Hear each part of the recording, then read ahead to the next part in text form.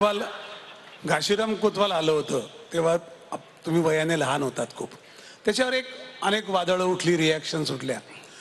घाशीराम बसवणाऱ्या आज संमेलनाचे अध्यक्ष आहेत, आज इथे आहेत डॉक्टर जब्बार पटेल. पुन्हा तशी परिस्थिती उद्भवण्याची शक्यता आहे का? घाशीराम म्हणजे घाशीराम सारखा विषय येणं त्या सगळ्याचे. मला असं वाटतं विषय तुम्ही कोणतेही आणले पाहिजेत. मी तुम्हाला माझ्या बाबतीत मी गोष्ट सांगू शकतो, इतरांचं मला माहीत नाही मला. पण माझ्यावरती देखील अनेक चित्रपट आले जे माझ्या खरं तर बघायला गेलं तर मला थोडंसं निगेटिव्ह कॅरेक्टर या अंगानेच मला दाखवलं गेलं होतं, बरोबर. पण मी कधीही ते चित्रपट बंद पाडण्याचं कधीही काम केलं नाही, करणारही नाही. समोरच्याला जर समजा मी विलन वाटत असेल तर विलन लक्षात तर तोच राहतो. शेवटी और प्राणच येतं ना, अजून काय येतं. पण मला म्हणायचं एवढंच या सगळ्या याच्यामध्ये की वेगवेगळे विषय मला असं वाटतं नाट्य क्षेत्रामध्ये, चित्रपट क्षेत्रामध्ये हाताळले गेले पाहिजेत.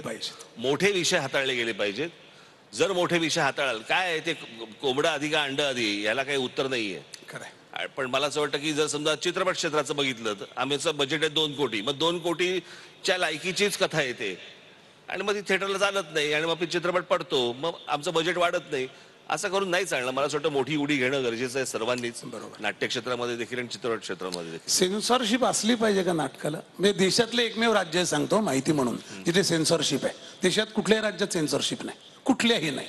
मी संगीत नाटक अकादमीवर काम केलं, पाहिलं कुठल्याही राज्यातल्या कुठल्याही सेन्सॉरशिप कशासाठी? नाटकाच्या स्क्रिप्ट करता एक सेन्सॉरशिप असते. आपल्याकडे एक पद्धत आहे, सेन्सॉर बोर्ड आहे. ते एक स्क्रिप्ट पास करतात आणि मग नाटकं त्याची, तर नाटकाचा प्रयोग निर्माता करू शकतो. नाही, पण आत्ताच्या नाटकांसाठी आपल्याला सेन्सॉरशिपची गरजच नाही. पण ते आहे, ते त्याच्याबद्दल सध्या खूप आहे. तर मला तुमचं खरंच म्हणजे सेन्सॉरशिप का असावी मला कळत नाही. ते एका विषयाचा भाग होता काळाचा. मला असं वाटतं, बघा मी तुम्हाला एवढंच सांगू शकेन, ज्या पद्धतीचा OTT प्लॅटफॉर्म आज लोक बघतायत त्याच्यानंतर हे नाटक बिटक काही नाहीच आहे. आणि स्क्रिप्टवर बंदी आणि विषयावर पुस्तकावर बंदी नाही. पहिल्यांदा तुम्ही मोबाईलवर बंदी घाला हो.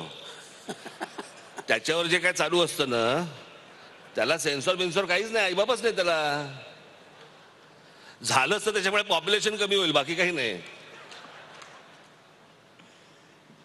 एक थोडं तुमचं मला असं मत पाहिजे, कारण you are a very good observer about what is happening around. ही दुरावस्था म्हणजे आपण आत्ता बोललो की आपण प्रयत्न करत नाहीत, आपण ते घेत नाही. पण या सगळ्याचं अर्थकारण इतकं कसं काय बिघडलंय नाटकाचं, जे खरं तर स्रोत आहे आपल्या याचा.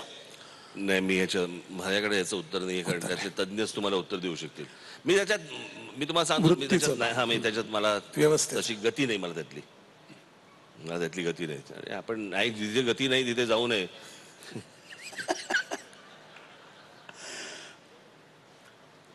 थोडे आवडता नाटककार कोण तुमचा? अनेक असतील, पण एक लक्षात राहिलेलं असतं. आवडता नाटककार, लेखक म्हणून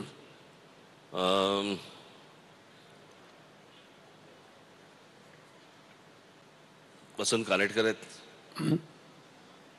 PL आहेत, बरेच येतो असे. खूप बरोबर, असं कुठे यादी सांगत बसू.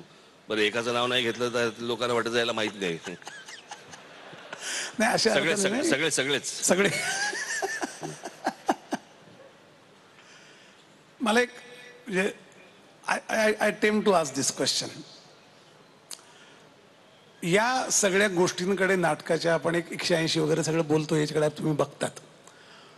प्लेसमेंट जी आत्ता याच्या पुढे काय होईल? तुम्हाला कुठल्या वळणावर उभे आहे नाट्यसृष्टी?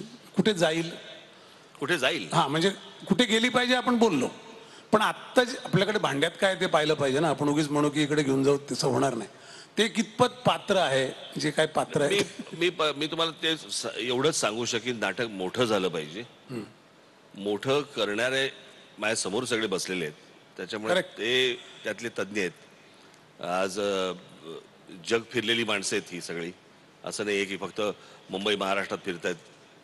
त्यांना त्या गोष्टींचं आकलन आहे. सरकारकडनं त्या प्रकारचं जर समजा प्रोत्साहन मिळालं तर मला असं वाटतं की वंडर्स करतील, असं माझं मत आहे नाट्यक्षेत्र आपलं. पण सरकारकडे जावं का मुळात नाटकाने? काय गरज आहे? जावं, व्यवस्था आहे, जावं ना. का नाही जावं? आपण त्यांची नाटकं नाही का बघत? ती फुकट आहेत. अरे पण म्हणून काय झालं? मग आपण का नाही जायचं? नाही म्हणजे त्यामुळे त्या यंत्रणेचं एक लागूलांछन उभं राहतं. कशासाठी म्हणून?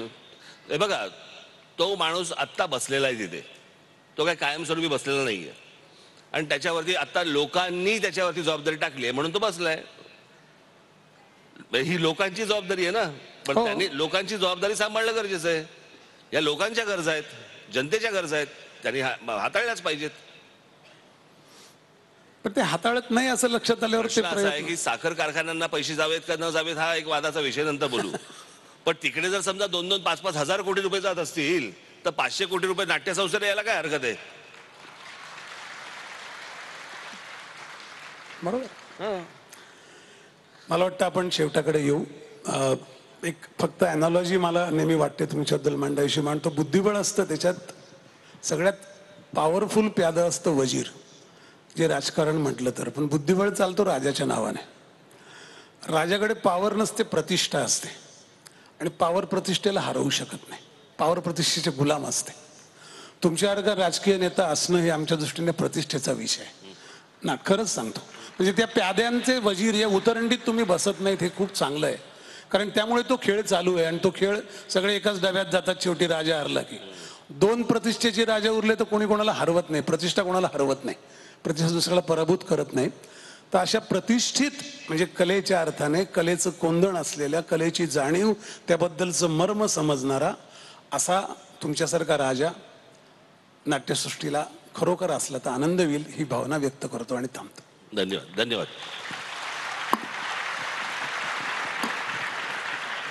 या प्रसंगी मी माननीय भाऊसाहेब भोईर यांना विनंती करतो की आपण माननीय राजसाहेब ठाकरे यांचा या ठिकाणी सत्कार करावा.